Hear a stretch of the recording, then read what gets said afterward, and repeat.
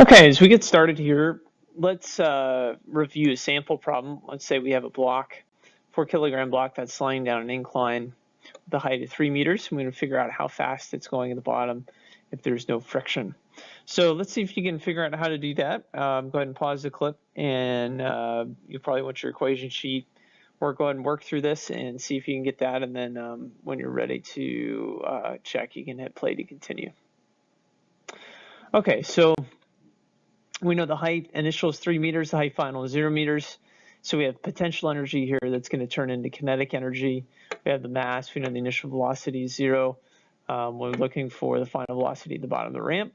There's no non-conservative work, so all the kinetic energy or all the potential energy will turn into kinetic.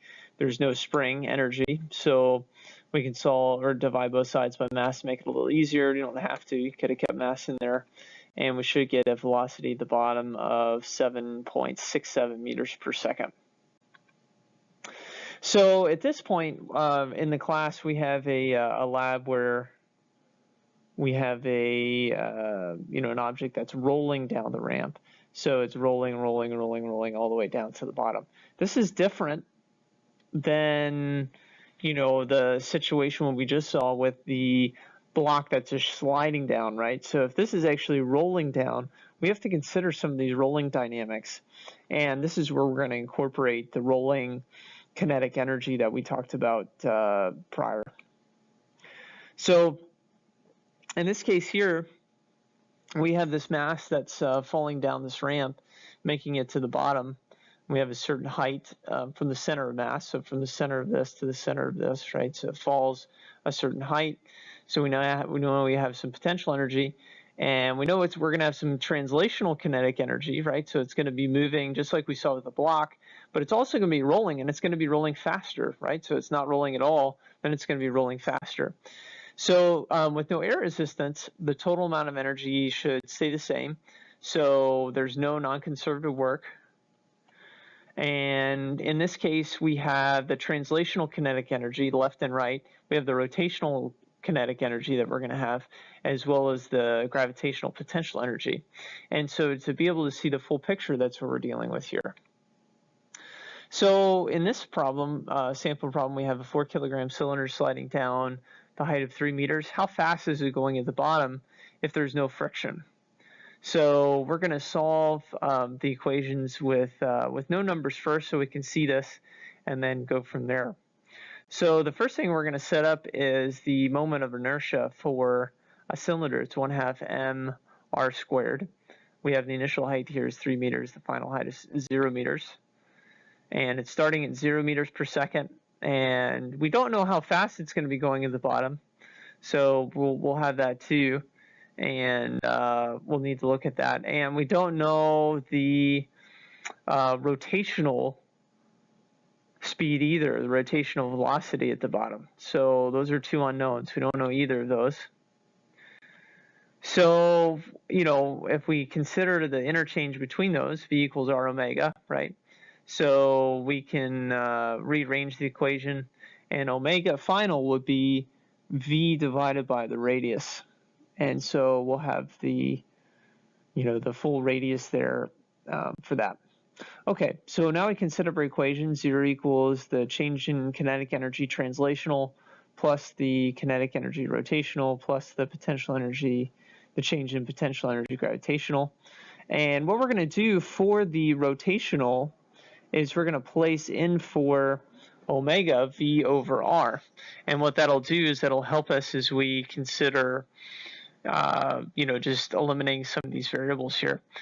We know we have 0 initial speed, right? Initial angular speed. We know we have initial velocity or speed is 0 translationally as well. So we can simplify to here. We can divide both sides by mass. The radius here, the radius squared is gone. And then we're just left with translational velocity, which is helpful. So the final translational velocities, we can bring those together and simplify. And we end up getting V final as the square root of 4 over 3 GH.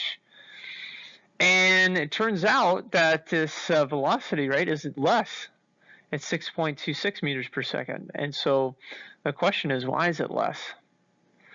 And that's a good question, right? So if you think about it, before with the block that's sliding, you have that gravitational potential energy as it goes down, and that all that gravitational turns into translational kinetic energy. But in this case, not only is the cylinder going faster translationally, but it's also rotating. So some of that potential energy, of the height here, not only goes to moving it, moving translationally left to right, but it's also going into making it spin.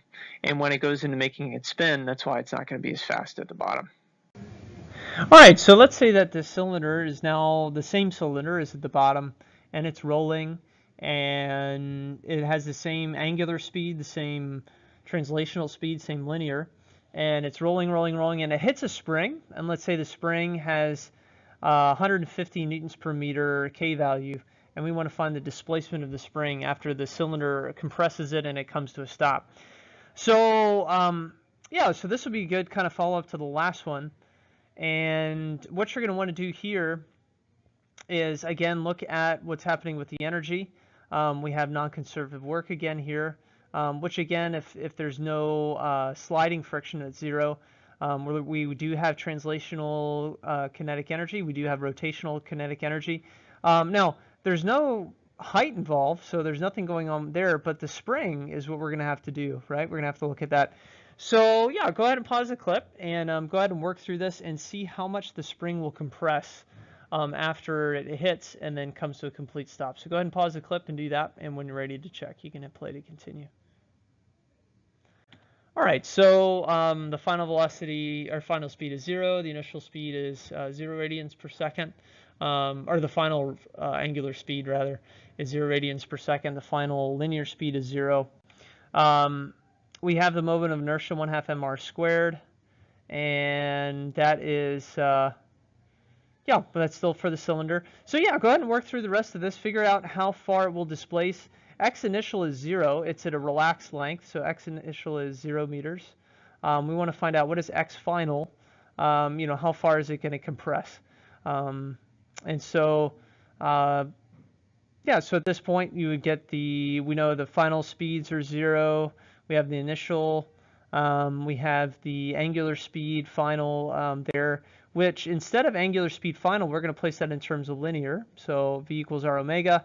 We could put V in there, and then R and R squared and R squared will cancel each other out, and we're left with V squared. So we're left with minus 1/2 mv initial squared minus 1/2 mv also initial as well, and 1/2 kx final squared, and then we should get 1.25 meters is how far it should compress. So just to recap, when we talk about displacement in the linear fashion, we're talking about how many meters do you go. In angular, that's theta, how many radians, right? Linear speed or velocity, meters per second, how many meters per second you go. For this, it's how many, it's omega, which is how many radians do you cover every second. We also look at acceleration. Linear acceleration is in meters per second squared. How is our velocity changing? And then for omega, we're looking at alpha. How is omega changing? How is, how many radians per second? So this is radians per second squared. And then mass. In angular, we care about mass, but it's moment of inertia, which is including mass and the radius and what's happening to both of those. So now what we're going to do is we're ready to move into how does F equals ma relate to rotation? Is there a rotational equivalent? And there definitely is. So the moment of inertia again is to rotational motion, what mass is to linear motion. And so what we care about in rotational, we need to know something about the mass, but also what's going on with the radius. The greater the moment of inertia, the more torque it will take for change in rotation. And we looked at a lot of examples of that before as well. Torque is to rotational motion, but force is to linear. So torque is, a combination of two things. It's looking at force over a lever arm. And so F equals ma, what we're dealing with torque is equal to moment of inertia times alpha. And therefore, we've got the equivalents here, mass and a moment of inertia, alpha and acceleration, and then torque and force. And so, yeah, let's go ahead and work through some of that intuition. Here's a box. Let's say we have a force of 35 newtons on this box. And let's say the box is 20 kilograms. And we push the box with 35 newtons of force. And we want to find the acceleration. All pretty straightforward, right? F equals ma. We know the force. Let's say it's a frictionless surface. And we can get the acceleration. And we have to have direction. So let's say this is positive x. So positive 1.75 meters per second squared. Question is, how far has it moved after 5 seconds if you have a constant force on it? So yeah, go ahead and pause the clip, grab your equation sheet, and solve for how far it goes after that time. And when you're ready to check, you can hit play to continue. All right, so we should get here all our variables. The initial speed is 0 starting from rest. We have acceleration. We're looking for how far, so s equals ut plus 1/2 at squared. The initial speed is 0, and it should go 21.875 meters is how far it will go. All right, so they have these new barriers. These are being used in South Korea. Pretty ingenious. When they hit, these barriers start to spin. So some of that energy of the vehicle itself goes into spinning these, and it's a good way to get rid of some of that energy. It redirects the car back onto the road, and it's kind of neat. So that's what we're going to explore here. Let's say that we have one of these. We're going to approximate the shape as being a cylinder. And the initial speed of that is 0 before it gets hit. The moment of inertia for cylinder is 1/2 mr squared. And yeah, the force from the vehicle on this is at a 90-degree angle here, right here, and it's spinning it. The force is 1,612 newtons as it spins it. And let's say the mass of each of these are 35 kilograms. So yeah, so here, and let's say the radius is 0.19 meters to the center. So torque equals I alpha, and we have a certain amount of force here, and we can figure out what the acceleration would be based on this force. And so if we set that up, we have torque, and there's only one force on this, which is the force of the vehicle. We have the force from the vehicle, which is this. We have the lever arm, which is 0.19. The angle is 90 degrees. We know the mass. We know the radius, again, for moment of inertia here. And then we have, and we can find what the acceleration is. So we'll place those numbers in there, and we'll get an acceleration of 484.8 radians per second squared. So that's the acceleration of these as you have that force on it. Now, here's a question that we want to work through. If it's in contact for 1.5 seconds, if we have this constant force for 1.5 seconds, how fast will it be rotating? What's going to be omega final after that vehicle, brushes past it and spins it and then lets it go?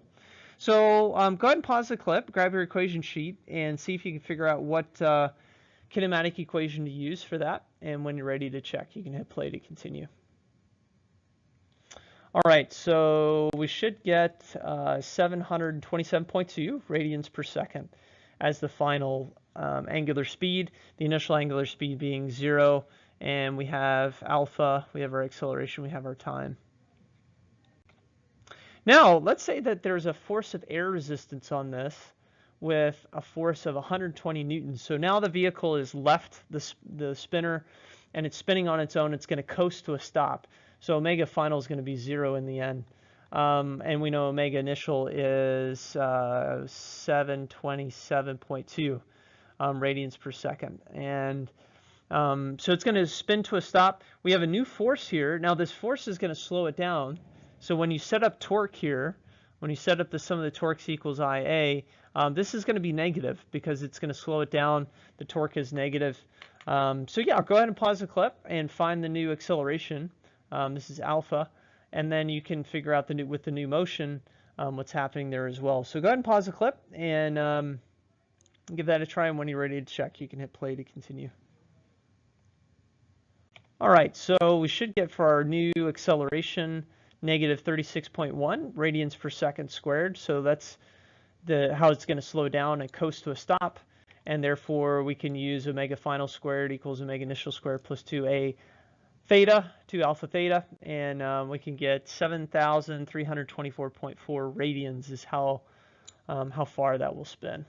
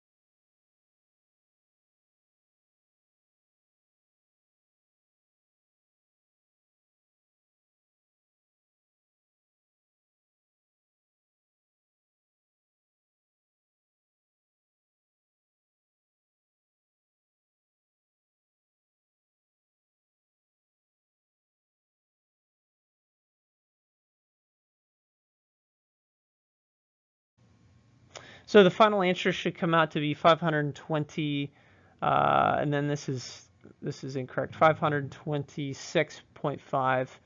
I rounded to 1.62. I get a little bit different value there, just rounded different.